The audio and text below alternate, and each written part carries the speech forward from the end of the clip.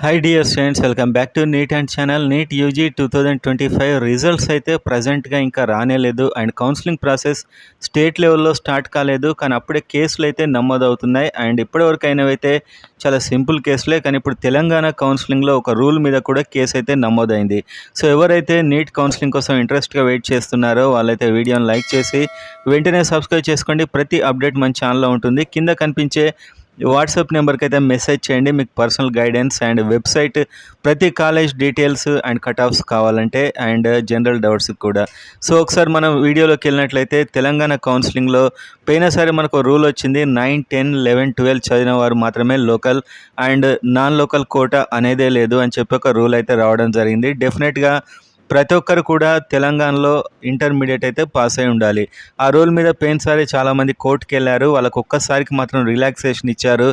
ఎవరైతే కోర్టుకు వెళ్ళారో వారు వేరే చోట్ల వేరే ప్రాంతాల్లో పేరెంట్స్ తెలంగాణ అయినా సెట్ అయిన వాళ్ళకి సెట్ వేరే చోట అయిన వారికి మాత్రం ఛాన్స్ ఇచ్చారు.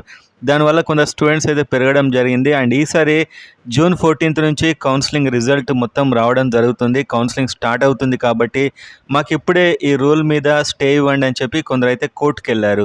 సో వారు ఎవరైతే ఇంటర్మీడియట్ చదవలేదో తెలంగాణలో వేరే స్టేట్కి వెళ్ళారో, సో 9, 10, 11, 12 మస్ట్గా ఈ రూల్ అయితే లేని వారు సుప్రీంకోర్టుకి వెళ్ళడం జరిగింది.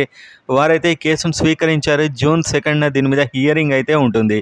సో ఇప్పుడు ఎలా ఉండబోతుంది అనేది అయితే చాలా ఇది ఉత్కంఠ. ఎందుకంటే చాలామందికి ఈ లోకల్ అనేది కోల్పోతారు అండ్ నాన్ లోకల్ అనేది కూడా లేదు. కాబట్టి ఈసారి దీని మీద ఎలాంటి నిర్ణయం వస్తుంది, చాలా ముందుగానే కోర్టుకు వెళ్ళారు కాబట్టి ఆ రూల్ ఎలా ఉంటుంది అనేది అయితే చాలామంది మీద ఎఫెక్ట్ చేయించే అవకాశం అయితే ఉంది స్టూడెంట్స్.